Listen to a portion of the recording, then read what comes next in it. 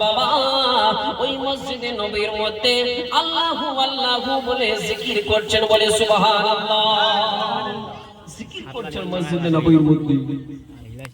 ওই কাফের মুশরিক ইহুদির ছেলে আমার নবীকে মারার জন্য তার মনের মধ্যে তামান্না হয়ে যায়, তার মনের মধ্যে আনন্দে আত্মহারা হয়ে যায় যে আজকে আমি একাই ওই রাহমাতুল লিল আলামিনকে দুনিয়া থেকে বিদায় করে দিব। ওই ওদের মায়ার নবীকে যদি আজকে আমি দুনিয়া থেকে শেষ করে দিতে পারি তাহলে আমি তো পুরস্কারে পুরস্কৃত হয়ে যাব। ওই ইহুদির ছেলে চলে গেলেন কোথায়? আমার নবী মুস্তাফা আছেন বাবা, কোন জায়গায় মধ্যে আমার নবী মুস্তাফা শুয়ে আছেন। এমন সময় বাবা বুকটা ফেটে যায়। আমার নবী মুস্তাফা মসজিদে নবীর মধ্যে যখনই আল্লাহু আল্লাহু বলে জিকির করছেন বাবা, ইহুদির ছেলে ওই জায়গার মধ্যে চলে যায়। যাওয়ার পরে দেখছেন ওই মসজিদের জানালা দিয়ে দেখছেন আমার রাহমাতুল লিল আলামিন আল্লাহর জিকিরের মধ্যে পড়ে পড়ে কান্না কাঁদে। আরে আমাদের মতো গুনাহগার উম্মতের জন্য কান্না কাঁদে, বলে মাবুদ গো ওগো রব্বুল আলামিন, আজকে আমার উম্মতেরা ওই জাহান্নামের আগুন সহ্য করতে পারবে না। মাবুদ ওগো রব্বুল আলামিন, আমার উম্মতেরা জাহান্নামের আগুন সহ্য করতে পারবে না, ওই জাহান্নামের ভয়ানক আগুন সহ্য করতে পারবে না। আল্লাহ গো আমার উম্মতদেরকে আমার হাওয়ালায় করে দাও, বলে সুবহানাল্লাহ। কাদের আমাদের জন্য চোখের জল গড়িয়ে গড়িয়ে পড়ে বিরাদরান ইসলাম চোখের জলে আজকে আমার নবী মুস্তাফার যুব্বা মোবারক পর্যন্ত ভিজে যায়। বিশ্বের মুসলমান বাবা ইহুদির ছেলে দেখতেছে বাবা আমার নবী মুস্তাফা আল্লাহর জিকিরের মধ্যে পড়ে পড়ে কান্না কাঁদে। আমাদের মতো গুনাহগার উম্মতের জন্য কান্না কাঁদে বাবা। ও বাবাজি আমার মায়া নবী আমাদের মতো উম্মতের জন্য কান্না কাঁদে বাবা। ইহুদির ছেলে আমার নবী মুস্তাফার সুন্দর চেহারা দেখে বাবা, সুন্দর ব্যবহার দেখে, সুন্দর নুরানি চেহারা দেখে তার মনের মধ্যে বদলাও এসে যায়, তার মনের মধ্যে তাবদীলি এসে যায় বাবা। তার মনের কথাটা পাল্টিয়ে যায়, তার মনের ভাবনা চিন্তা অপোজিট হয়ে যায়। বলতেছে যে আজকে যে মানুষটাকে আমি মারার জন্য দিওয়ানা হয়ে গেছি, যে রাহমাতুল লিল আলামিন নবীকে মারার জন্য কত এরকম না ইনাম রেখেছে, আজকে ওই মানুষটা নিজের জন্য না, নিজের জন্য না, ওই উম্মতের জন্য কান্না কাঁদে, বলে সুবহানাল্লাহ। ইহুদির ছেলে বলতেছে যে আজকে যে মানুষটাকে মারার জন্য ইনাম রেখেছে ওই মানুষটাকে আজকে আমি কেন মারবো? আজকে সে তো তার জন্য নয়, সে আজকে গুনাহগার উম্মতের জন্য কান্না কাঁদে, বলি সুবহানাল্লাহ। বিরাদরান ইসলাম বাবাজি আমার মায়ার নবী আমাদের মতো গুনাহগার উম্মতের জন্য কান্না কাঁদে বাবা, চোখের জল ভেসে যায়। এমন সময় ইহুদির ছেলে বলতেছে আজকে এই মানুষটাকে আমি মারতে পারি না, সুন্দর চেহারা দেখে, সুন্দর ব্যবহার দেখে ও বিশ্বের মুসলমান ইহুদির ছেলের মনের মধ্যে বদলাও এসে যায় বাবা। সে নবীর প্রেমিক হয়ে যায়। আল্লাহ তাআলা তার মনের মধ্যে বদলাও এনে দেয়, বদলাও এনে দেয়, তার মনের ভাবনা চিন্তা ভাবনা দূর করে দেয় যে আজকে মানুষটাকে কেন মারবো রে?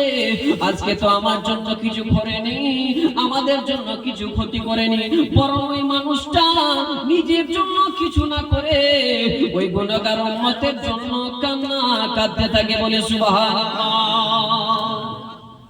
বিশ্বের মুসলমান বাবাজি আমার রাহমাতুল লিল আলামিন নবীকে মারার জন্য বাবা যখনই ছুটাছুটি করতে লাগলো বাবা, এমন সময় তার মনের মধ্যে যখনই ভাবনা চিন্তা দূর হয়ে যায়, সে ছুটে ছুটে গিয়ে মসজিদে নবীর মধ্যে ওই জায়গা থেকে ফেরত রিটার্ন হয়ে বাবা নিজের বাড়ির মধ্যে চলে যায়।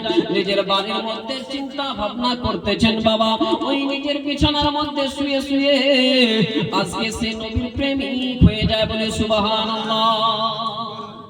তার মনের মধ্যে বদলাও এসে যায়, তার মনের মধ্যে চিন্তা ভাবনা সবই আলাদা হয়ে যায়। যে মানুষটা আজকে মারার জন্য দিওয়ানা হয়ে যায় ওই ইহুদির ছেলে বরং আমার নবী মুস্তাফার প্রেমে পড়ে যায়, বলে সুবহানাল্লাহ। এমন আমার নবী মুস্তাফার ব্যবহার, আখলাক, ইসলাম চরিত্র দেখে ইহুদিরা তিনার চেহারা দেখে, তিনার চরিত্র দেখে কলমা শরীফ পড়তে থাকতেন। বলেন সুবহানাল্লাহ। বিশ্বের মুসলমান অনেকজন আজকে মানুষ বলতেছেন যে আজকে ইসলামটাকে কোন জোর জবরদস্তি নিয়ে ইসলাম যে ফয়লানো হয়েছে, ইসলাম যে প্রচার করা হয়েছে বাবা, কোন জোর করে নয়। আমার নবী মুস্তাফার সুন্দর ব্যবহার দেখে, সুন্দর আখলাক দেখে, সুন্দর বিচার দেখে, সুন্দর নিয়ম কানুন দেখে কাফের মুশরিকেরা ভয়ে নয় বরং নবীর প্রেমে পড়ে কলমা পড়তেছিলেন। বলে সুবহানাল্লাহ। কলমা পড়ছিলেন আমার নবী মুস্তাফার প্রেমে পড়ে। বাবা জীবন ভাইরা আমার, ও বিশ্বের মুসলমান বাবা, এমন সময় ওই ইহুদির ছেলে ছুটে ছুটে বাড়ির মধ্যে চলে যায়। বিছানার মধ্যে শুয়ে আছেন বাবা, শুয়ে শুয়ে ভাবতেছেন বলে আজকে ওই মানুষটার জন্য আমি পাগল প্রেমিক হয়ে যাই। কয়েকদিন হয়ে গেল বাবা, কিছুদিন হয়ে যাওয়ার পরে আমার আল্লাহ তাআলা ওই ইহুদির শরীরের মধ্যে এমন একটি ওষুধ দিয়ে দেয় বাবা, এমন একটি বেমারির মধ্যে ফেলে দেয়। ইহুদি নিজের একটাই সন্তান মাত্র, একটাই কলিজার টুকরা, ওই নিজের সন্তানের ওষুধ দেখে বাবা সহ্য করতে পারে না। আমাদের মধ্যে তাই বাবা, কোন সন্তানের যদি একটুকু নিজের বাপ মা নিজের সন্তানের যদি অসুখ বিসুখ দেখে নেয়, সন্তানের বেদনা দেখে নেয়, সন্তানের কষ্ট দেখে নেয়, তাহলে নিজের আব্বা এবং আম্মা সহ্য করতে পারে না। বলে সুবহানাল্লাহ। পারে না ব্রাদার ইসলাম, পারে? কোনদিনও পারে না। সন্তানের কষ্ট নিজের আব্বা আম্মা সহ্য করতে পারে না। বিশ্বের মুসলমান, ও বাবা জীবন ভাইরা আমার, আমার মায়ার নবী রাহমাতাল লিল আলামিন বাবা মসজিদের নবীর মধ্যে আল্লাহর জিকিরের মধ্যে লেগে যায় বাবা। ওই ইহুদির ছেলে যখনই ওখান থেকে চলে যায়, বাড়ির মধ্যে যাওয়ার পরে আল্লাহ তাআলা তার শরীরের মধ্যে এমন ওষুধ দিয়ে দেয় বাবা, এমন বেমারির মধ্যে ফেলে দেয়। ওই ইহুদি বলতেছেন আজকে আমার একটাই মাত্র কলিজার টুকরা, আমার একটাই মাত্র সন্তান রয়েছে, ওই আমার সন্তান যদি দুনিয়া ছেড়ে বিদায় নিয়ে নেয়, আমার সন্তান যদি আজকে আমার চোখের সামনে দুনিয়া ছেড়ে চলে যায়, আমি বাপ সহ্য করতে পারবো না। বাবাজি আমার রাহমাতাল লিল আলামিন সুন্দর বিচার দেখে বাবা ইহুদির ছেলে প্রেমে পড়ে যায়, সব সময় আল্লাহর নবীর ধ্যান রেখে দেয়। ও বাবাজি কয়েকদিন হয়ে গেল বাবা, আমার রাহমাতাল লিল আলামিনকে দেখে না ইহুদির ছেলে পাগল হয়ে যায়।